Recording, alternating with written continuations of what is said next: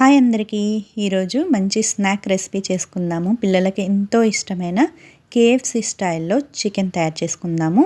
ఇప్పుడు లేట్ చేయకుండా ప్రాసెస్లోకి వెళ్దాము. చికెన్లో 1 స్పూన్ కారము, రుచికి సరిపడా ఉప్పు, పసుపు, సోయా సాస్ 1 స్పూను, అల్లం వెల్లిపాయ paste 1/2 spoon, vinegar 1/2 spoon, 1/2 cup పాలు. ఇలా మంచిగా మిక్స్ అయ్యేలా మిక్స్ చేయాలి. ఇది 8 గంటలు మనకు నానాలి. ఎంత ఎక్కువ నానితే అంత టేస్ట్ ఉంటుంది.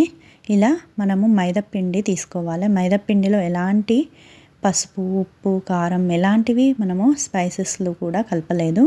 అలాగే తీసుకున్నాం, ఎందుకంటే ఆల్రెడీ మనము ముందే కారము, ఉప్పు కలుపుకున్నాం కదా. ఇలా మంచిగా గట్టిగా ఇలా మొత్తంలో కలిసేలా ఇలా దానికి మొత్తం పట్టించాలి. ఇలా చికెన్ ముక్కకి ఇలా మొత్తం గట్టిగా ప్రెస్ చేసుకుంటూ ఇలా అన్నీ చేసి పెట్టుకొని వాటర్లో వేయాలి. ఇవి చల్లగా ఉండొద్దు, మరీ వేడిగా ఉండొద్దు వాటర్. ఇప్పుడు అదే సేమ్ పౌడర్ని మళ్ళీ ఒక బౌల్లో, పెద్ద బౌల్లోకి వేసుకొని 1 నిమిషం తర్వాత ఇలా మళ్ళీ సేమ్ ప్రాసెస్లో, కానీ ఇంకా ఎక్కువసేపు అనాలి. ఇలా గట్టిగా మంచిగా ప్రెస్ చేసుకుంటూ అనాలి. ఇప్పుడే మనకు మెయిన్ ప్రాసెస్.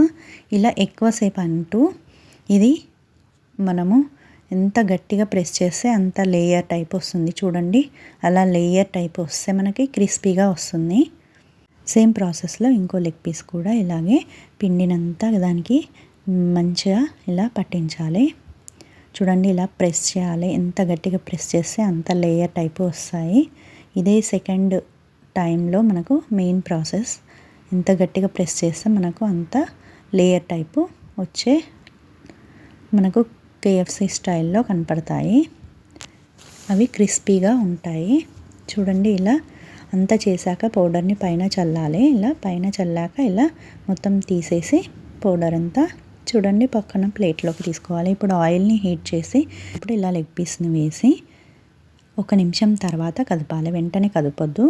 1 నిమిషం తర్వాత ఇలా టర్న్ చేస్తే మెల్లిగా టర్న్ చేయాలి.